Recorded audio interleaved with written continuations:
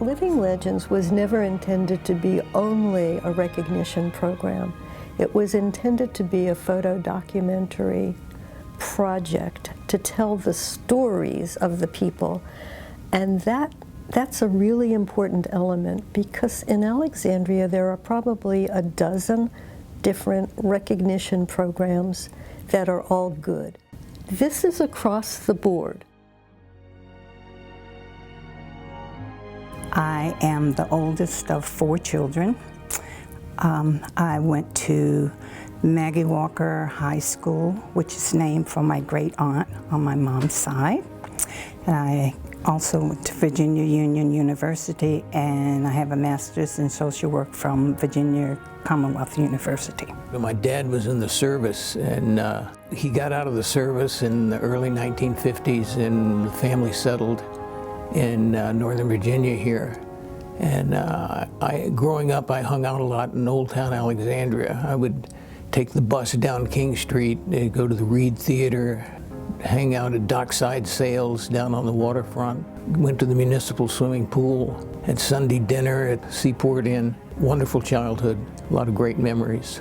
I was born at Columbia Hospital for Women in Washington, D.C., but my mom immediately took me to Calvert County, Maryland, to live with my grandmom and her, because my mom, unfortunately, back then was not married when she had me. It made a hard life for her, because back then they didn't accept that unmarried mother thing as well as they do now. I'm a daughter of a military family, so I was born in Montgomery, Alabama, and I went to college in a very small town called Kirksville, Missouri, which was very hard to get used to when you're used to the metropolitan area and your local news is national and international news. And in Kirksville, the news you only get is how tall the corn is and the pig cost and that type of thing. So it was quite an adjustment to get used to a very small town, but it was my first exposure to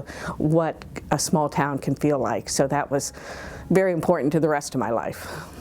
I was born in York, Pennsylvania, which is 100 miles north of here in Pennsylvania Dutch country, in the kind of the edge of town on a lumber company property, rental house, where I was fortunate to be able to play with the little pieces of leftover wood from the sawmill that was just behind my house.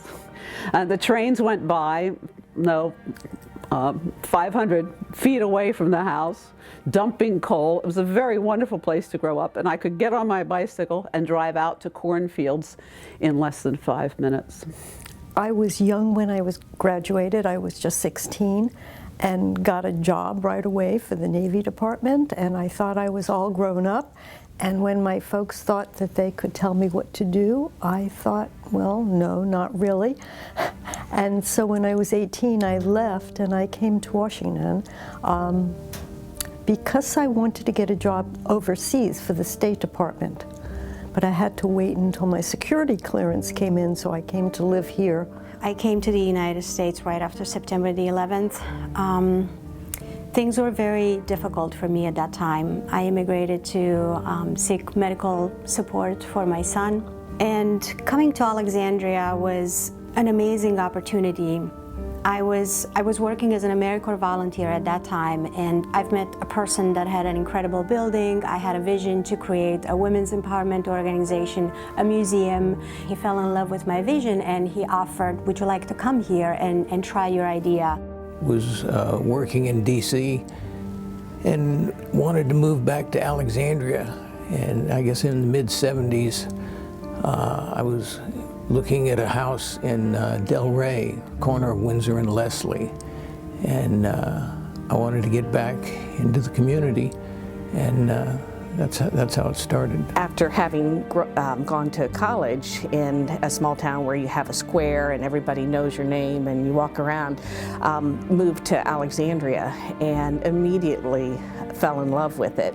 Originally I lived on the West End and then heard about Del Rey when we were looking to buy a house, and immediately fell in love with just the front porches and the walkability of Delray. So that's how I ended up in Delray. Of course, in 1983, it was very different than what you see today. Developed some staff training for Hopkins House. I volunteered as a social worker for the Alexandria Tenants Council, and I became friends with Dorothy Turner and Gwen Menifee, who were also named Living Legends a few years ago. And just became involved, started doing voter registration. And at that time, Ira Robinson was running for city council, so I became involved in Ira's campaign. He was elected. He was the first black to be elected since Reconstruction. And here I am, young, black, no planning experience, big mouth. I can interpret stuff and, you know, have analytical mind and that kind of thing. And I was really good for the Planning Commission. I served 8 years on the Planning Commission. When I came off, I was the first black female to run for city council. I did not win, but I still stayed involved with the community, especially with affordable housing and affordable health care, which were my two main issues all along. And continuing to do stuff in the city is what led to my being nominated for Living Legend. I didn't do what I did to get awards, but I have gotten so many, which I appreciate, because it means that the people in the community appreciate what it is that I have done. But if I didn't get any awards, I still would have done it because it needed to be done, and that's just the way I was brought up. I had no idea what it meant to be an immigrant. I didn't know what's going to look like, what's going to feel like. I just experienced this firsthand.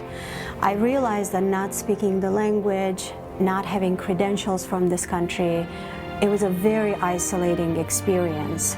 And in feeling this, I began to connect with a larger community of immigrant women who, like myself, needed the guidance and support and the economic support to make dreams come true. I enrolled in community college to develop English skills, and this place I met an incredible community of women who I realized that all they needed was a little bit of guidance, was a little bit of support, and a little bit of infusion of belief. That if they could truly believe that they are here for a reason and that American dream still flickers in their heart, they could possibly accomplish it. We work with women who experience anything from domestic abuse to trauma to homelessness to human trafficking. And those are women who at some point they were somebody. Women who have lost everything in moving from one place to another, one country to another, leaving a family or a husband to be in a new place. In seeing their struggle, in understanding what they experience, and seeing how they're really regrouping, reinvigorating, re-believing every day, it's been incredible. Being able to contribute, feeling part of this community of Alexandria, as time went on, feeling a part of the larger opera community in the Washington metro area and even beyond, giving opportunities to other people, other artists. I got called to direct the Borga piece. Mr. Borga said, I'll bring singers from New York. I said, hey, you don't need to do that. I said, how about I arrange an audition for you? And he selected all local singers. It was fantastic. Now, the look on kids' faces when they make an opera about civil rights in Virginia, 1607 to 1964, for example, and they go through history and make connections with the pieces of information, and they do the connective tissue, and they surround it with song and movement. Oh boy, doesn't get better. When I moved to Alexandria, I got known to Miss Eula Miller, and that little lady, tenacious, never quit on making sure she was a part of individuals getting an education. She's my mentor. I'm kind of a behind-the-scenes kind of person, giving guidance and direction and encouragement for things to happen and trying to see what I can do to move it forward.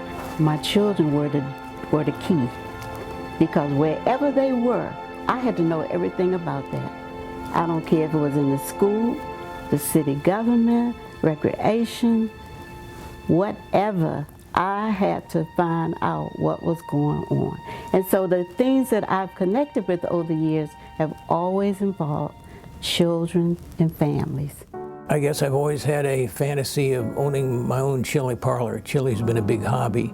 And I had a business associate who told me about a piece of property on Upper King Street, and I decided to take the leap and became part of the Alexandria business community. The inspiration has come from the people who have gone through our ranks. We've had some incredible people who work for us for these 30+ years. Some of them who are still with us, but others who have had hard times on their resume have gone on to be doctors, lawyers, stockbrokers. We even had an airline pilot.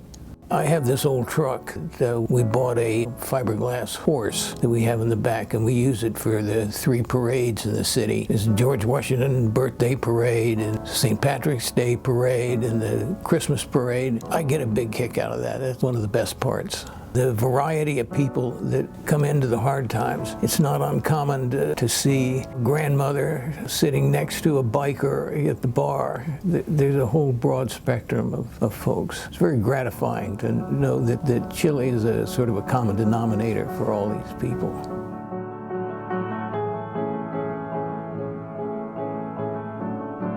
I had a photography business in Old Town for a long time, and photographed a lot of people, and I also had an archives that worked. It was a system where I could find something. The city came to me, and the local Gazette Packet newspaper came to me, and they were looking for pictures of people who had died because they wanted to do stories on them.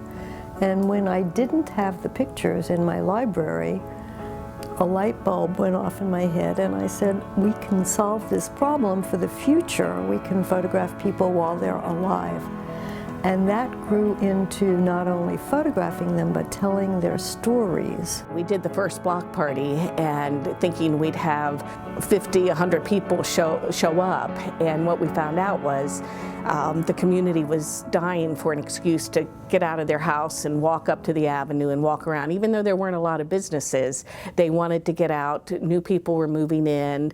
And so we started to try to figure out what were ways we could do more things to get people involved, and also to bring people to Delray to support the new businesses that were moving in. The businesses have always come through for us 100%, and I can't say enough about how small businesses give back to the community and make the community. I want to thank my grandmother who gave me that tenacity, that in spite of whatever else, you are loved. You are loved. My aunties, you are loved. No matter how you came into this world, you are loved. Without the support of my family, I wouldn't have been able to do any of this. And then, of course, I want to thank Ira for really kind of giving me a push. And I want to thank Dorothy and Gwen and all of the other friends that I've made in Alexandria who have supported me and helped me and have helped me do the things that led to my getting this award. I would love to dedicate this honor to all the women that I have ever worked with here in Alexandria, across the region, and around the world. Our work has been part of a global movement. We're not working in isolation, and I think there's millions of women and men who are part of this dream. So I want to thank everyone who had touched the heart of Empowered Women International and who's been along on this journey to make change. Thanks to my amazing older brother, with just 2 of us. He's been my great pal, supporter, and his wonderful children, and my godson. And thanks to my husband, Dan, and his 3 beautiful stepchildren, Andrew, Jeff, and Gabby, for giving me the opportunity to care for them. The city supported the hard times supported my family supported me, and I support the city doing as much fundraisers and promotional work.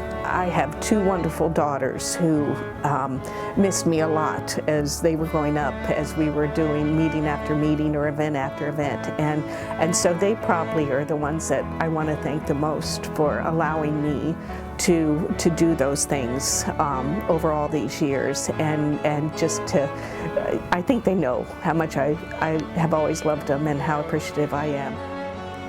It is meeting people, it's developing relationships with people.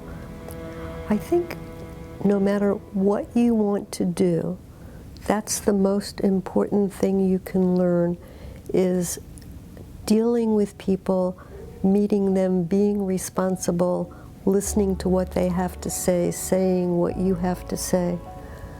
More than being a photographer or a writer or a mathematician, if there's something that you want to do, it's the people that help you do it.